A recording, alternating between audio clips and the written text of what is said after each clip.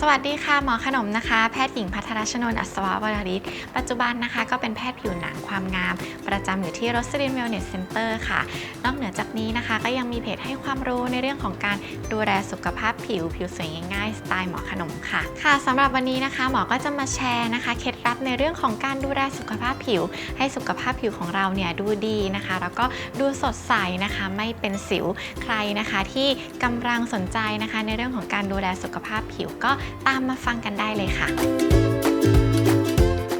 สำหรับการเกิดปัญหาผิวหน้าที่ไม่เรียบเนียนนะคะจริงๆต้องบอกว่าแบ่งออกเป็น2สาเหตุหลักๆนะคะปัจจัยประการแรกก็คือปัจจัยภายในนะคะเช่นจากอายุเราที่มากขึ้นการสร้างคอลลาเจนของเราเนี่ยก็ลดน้อยลงนะคะทำให้เราเริ่มเกิดริ้วรอยต่างๆนะคะมันก็ทำให้ผิวหน้าของเราเนี่ยดูไม่เรียบเนียนหรือว่าบางคนนะคะมีสุขลักษณะที่ไม่ค่อยดีนะคะอย่างเช่นการสูบบุหรี่นะคะก็มีผลในเรื่องของการสร้างคอลลาเจนของร่างกายเราทำให้เกิดริ้วรอยก่อนวัยอันควรได้เช่นเดียวกันค่ะสำหรับอีกสาเหตุหนึ่งนะคะก็คือปัจจัยภายนอกนะคะปัจจัยภายนอกที่ทำให้ผิวเราไม่เรียบเนียนแล้วเราเห็นได้ชัดๆเลยนะคะก็คือในเรื่องของการเกิดผดผื่นนะคะหรือว่าปัญหาสิวที่หลายๆคนเจออยู่นั่นเองค่ะสำหรับปัญหาสิวนะคะปัจจุบันเนี่ยต้องบอกว่าเป็นยุคที่เราใส่แมสนะคะหรือว่าหน้ากากอนามัยกันทุกวันก็จะทำให้มีปัญหาในเรื่องของการเกิดสิวจากการเสียดสีหรือว่าอบอ้าวการทำความสะอาดที่ไม่ได้สุขลักษณะนะคะก็ทำให้ผิวของเราเกิดความไม่เรียบเนียนขึ้นมาได้เช่นกันค่ะสำหรับการล้างหน้าเองนะคะเรียกว่าเป็นหัวใจหลักของแพทย์ผิวหนังเลยนะคะเพราะว่าก่อนที่เราจะบำรุงอะไรลงไปเนี่ยเราก็จำเป็นที่จะต้องล้างหน้าให้สะอาดก่อนนะคะหมอให้ความสำคัญนะคะกับการล้างหน้าเนี่ยเป็นลำดับที่1เลยนะคะเพราะว่าการล้างหน้าที่ดีนอกจากจะช่วยลดสิ่งสกปรกออกไปแล้วนะคะยังช่วยทำให้ครีมบำรุงผิวหรือว่าขั้นตอนต่างๆที่เราจะทำการบำรุงเพิ่มเติมหลังจากนั้นเนี่ยมีการซึมซาบลงสู่ชั้นผิวด้านลึกนะคะได้อย่างดีมากยิ่งขึ้นด้วยค่ะ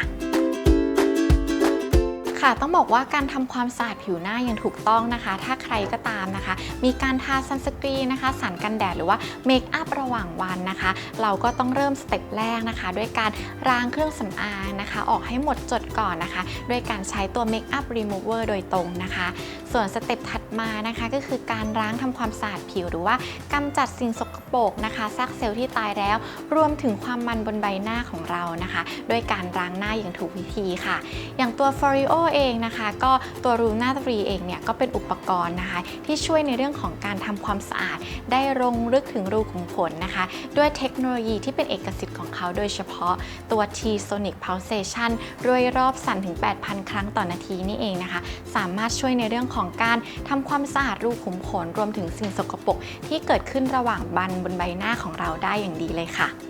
สำหรับตัว Luna 3 เองเนี่ยนะคะต้องบอกว่ามีงานวิจัยนะคะรองรับถึงประสิทธิภาพนะคะว่าสามารถช่วยเรานะคะในเรื่องของการกำจัดสิ่งสกปรกบนใบหน้าได้ถึง 99.5% เลยทีเดียวค่ะถ้าเดี๋ยวเรามาลองดูกันชัดๆนะคะตัว Luna 3 เองนะคะจะมีตัวซิลิโคนที่ค่อนข้างนิ่มนะคะเพราะว่าตัวซิลิโคนที่ใช้ทำขนแปรงนี้นะคะเป็น medical grade ไม่มีสาร BPA ไม่มีสาร Tarate นะคะแล้วก็เวลาใช้งานนะคะสามารถมั่นใจได้ว่าไม่ใช่ใช้ไปนะคะมีเชื้อรามาสะสมอยู่ตามขนแปรงทำให้เกิดปัญหาผิวตามมาอีกนะคะถ้าเราสังเกตดีๆนะคะตัว Luna 3 เองเนี่ยจะมีทั้งหมด3สีด้วยนะคะสีม่วงนะคะจะเหมาะกับผิวที่มีลักษณะที่ค่อนข้างเซนซิทีฟบอบบางแพ้ง่ายหรือว่าคนที่เป็นสิวนะคะก็สามารถเลือกใช้ตัว Luna 3 สีม่วงนี้ได้นะคะสำหรับใครนะคะที่มองว่าตัวเองมีผิวมันนะคะหรือว่าผิวผสมก็สามารถเลือกใช้ตัว Luna 3 สีฟ้านี้ได้นะคะก็จะมีตัวขนแปรงซิลิโคนที่มีความหนามากขึ้นเล็กน้อยนะคะทำให้สามารถใช้กำจัดสิ่งสกปรกหรือว่าความมันบนใบหน้าเนี่ยได้อย่างดีลึกซึ้งมากยิ่งขึ้นนะคะตัว Luna 3 สีชมพูนะคะก็จะเหมาะกับคนที่มีปัญหาผิวแห้งนะคะหรือว่าผิวสภาพผิวปกตินะคะก็สามารถเลือกใช้ตัว Luna 3 สีชมพูนี้ได้ค่ะ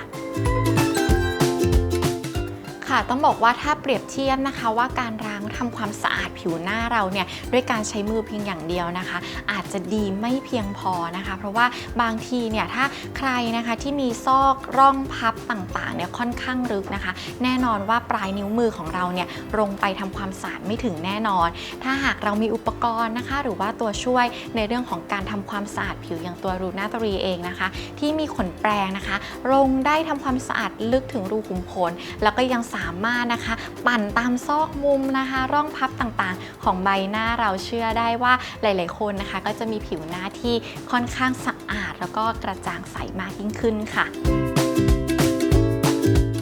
ต้องบอกเลยนะคะว่า Foreo Luna 3 เนี่ยที่มีเอกสิทธิ์เฉพาะนะคะก็คือระบบเทคโนโลยี T-Sonic Pulsation นะคะมีรอบสั่นถึง 8,000 ครั้งต่อนาทีเรียกได้ว่ามีความเร็วที่ค่อนข้างสูงมากสามารถนะคะทำให้ตัวสิ่งสกปรกภายใต้รูขุมขนของเราเนี่ยหลุดออกมาได้อย่างครบถ้วนเลยทีเดียวนะคะนอกเหนือจากแค่คุณสมบัติในเรื่องของการทำความสะอาดนี้แล้วนะคะยังมีโหมดที่เป็น Massage Mode ด้านหลังนะคะที่ช่วยในเรื่องของการกระตุ้นการสร้างคอลลาเจนนะคะช่วยในเรื่องของทำให้ผิวของเราเนี่ยดูเต่งตึงมากยิ่งขึ้นด้วยค่ะ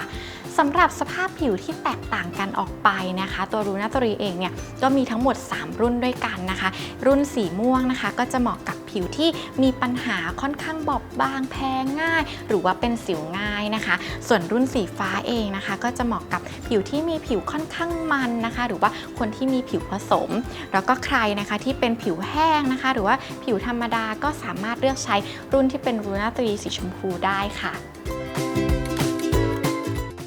ต้องบอกอย่างนี้เลยนะคะว่าสำหรับใครก็ตามนะคะที่รู้สึกว่าเราเนี่ยมีผิวบอบบางแพ้ง่ายหรือว่าแม้กระทั่งผิวที่เป็นสิวนะคะก็สามารถเลือกใช้รูนาตรีในการทำความสะอาดผิวได้เช่นเดียวกันค่ะสำหรับรูนาตรีนะคะรุ่นที่มีคุณสมบัติสำหรับ Sensitive Skin เลยนะคะก็คือรูนาตรีที่มีสีม่วงนั่นเองค่ะถ้าเรามาลองพิจารณากันดีๆนะคะว่าทำไมตัวรูนาตรีเองเนี่ยนะคะยังสามารถใช้ในคนที่มีผิวบอบบางแล้วก็แพ้ง่ายได้1นะคะตัวเม็ดซิลิโคนนะคะหรือว่าปุ่มทำความสะอาดที่เป็นแปรงซิลิโคนบนนี้เนี่ยมีความนุ่มขึ้นนะคะโดยเมื่อเปรียบเทียบกับรุ่นเก่านะคะนุ่มขึ้นไปอีก 25% เลยทีเดียวนะคะแล้วก็ถ้าเรามาสังเกตขนแปรงดีๆนะคะขนแปรงเนี่ยจะมีความยาวมากขึ้น 30% นะคะเมื่อเทียบกับรุ่นเดิมพื้นที่หน้าตัดในการทำความสะอาดผิวก็ถูกขยายขนาดออกมามากยิ่งขึ้นเรียกได้ว่ารูนาตรีเองเนี่ยนะคะตอบโจทย์ของทุกๆปัญหาผิวนะคะแล้วก็ช่วยเราในเรื่องของการทำความสะอาดที่ดีมากยิ่งขึ้นค่ะถ้าใครนะคะมองว่าตัวเองมีปัญหาสิวแต่ต้องการการทำความสะอาดอย่างล้ำลึกนะคะสำหรับผิวแพ้ง่ายก็แนะนำเป็นตัวรูนาตรีสีม่วงนี้เลยค่ะนอกเหนือจากนี้นะคะไม่ต้องห่วงนะคะเพราะว่าตัวซิลิโคน medical grade นี้นะคะถูกออกแบบมาสำหรับ waterproof โดยเฉพาะถ้าใครที่ต้องการเคลื่อนย้ายการใช้งานหรือว่ามองว่าการใช้งานจะยากไหมบอกได้เลยนะคะว่าหายห่วงค่ะต้องบอกงี้นะคะว่าสำหรับตัว Foreo Luna 3 เองเนี่ยนะคะตัวที่ช่วยเราในเรื่องของการทำความสะอาดนะคะก็คือจะอยู่ที่บริเวณพื้นผิวด้านหน้าที่เราเห็นเป็น Touch Point แบบนี้นะคะส่วนด้านหลังเองนะคะจะมี Facial Massage Mode นะคะก็คือช่วยในเรื่องของการกระชับผิวเสริมสร้างการไหลเวียนของเลือดนะคะทำให้ผิวของเราเนี่ยมีการสร้างคอลลาเจนที่ดีขึ้นรวมถึงรูขุมขนของเราก็จะกระชับมากยิ่งขึ้นด้วยค่ะซึ่งเจ้าตัวนี้นะคะไม่ต้องมองว่าจะทำยากเลยนะคะเพราะเพียงแค่เราลิงก์เข้ากับแอปพลิเคชันบนสมาร์ทโฟนของเรานะคะก็สามารถทำตามขั้นตอนนะคะเพื่อนวดยกกระชับใบหน้าได้ง่ายๆที่บ้านเช่นเดียวกันค่ะสำหรับหมอเองนะคะเรียกได้ว่าเป็นผู้ใช้จริงของตัว Foreo Luna 3 แล้วก็เป็น FC เรียกว่าขาดไม่ได้นะคะต้องใช้ทุกวันเลยนะคะสาเหตุเนี่ยก็เป็นเพราะว่าเริ่มแรกๆนะคะที่ใช้เนี่ยเราก็แค่ใช้แอปพลิเคชันนะคะทำให้เราสามารถทำตามขั้นตอนแล้วก็คู่มือต่างๆนะคะรวมถึงนะคะตัว Foreo Luna 3 หลังจากที่ได้เริ่มใช้งานเราก็จะรู้สึกว่าเวลาจับผิวหน้านะคะมันสะอาดแล้วมันก็เรียบเนียนมากยิ่งขึ้นจริงๆนะคะเรียกว่าพอเราไปแต่งหน้า หรือว่าเราต้องการการบำรุงขั้นตอนต่อไปนะคะเราก็รู้สึกว่าครีมหรือว่าเซรั่มที่เราใช้เนี่ยมันสามารถซึมซับลงสู่ผิวเราชั้นลึกได้ดีจริงๆนะคะหลายๆคนนะคะก็ทักหลังจากที่หมอเองเนี่ยเริ่มใช้ตัว Foreo Luna 3 เองเนี่ยว่าหน้ามันดูสว่างกระจ่างใสขึ้นนะคะเวลาเราแต่งหน้าเราก็รู้สึกว่ามันติดทนได้มากยิ่งขึ้นนะคะค่ะสำหรับประสบการณ์อีกอันนึงที่อยากจะแชร์เลยนะคะก็คือตัว Foreo Luna 3 เนี่ยสามารถพกพาได้ง่ายอย่างไม่ว่าจะเป็นเวลาไปยิมออกกำลังกายแล้วเราต้องการทำความสะอาดหลังจากที่เราออกกำลังกายก็เรียกได้ว่าตอบโจทย์มากๆเลยนะคะแม้กระทั่งเดินทางไปต่างจังหวัดไปทำงานนะคะก็สามารถพกพาไปได้ง่ายแล้วก็ค่อนข้างสะดวกหลายๆคนนะคะมองว่ามันเป็นแกดเจ็ตที่เราจะต้องใช้คู่กันกับพวกเครื่องมือถือแต่ต้องบอกเลยนะคะว่าสำหรับการชาร์จเจ้าตัว Foreo เนี่ยนะคะเราลืมไม่ได้เลยนะคะเพราะว่าชาร์จครั้งหนึ่งเนี่ยสามารถใช้ได้ถึง650 ครั้งเลยทีเดียวตั้งแต่ครั้งแรกมาจนถึงตอนนี้เองเนี่ยเรียกว่าหมอยังแทบไม่ได้หยิบเครื่องชาร์จขึ้นมาชาร์จใหม่อีกครั้งหนึ่งเลยค่ะสำหรับใครนะคะที่สนใจในเรื่องของการดูแลสุขภาพผิวตั้งแต่สเต็ปแรกเลยนะคะก็คือการทำความสะอาดผิวอย่างล้ำลึกแล้วก็ถูกต้องเนี่ยนะคะ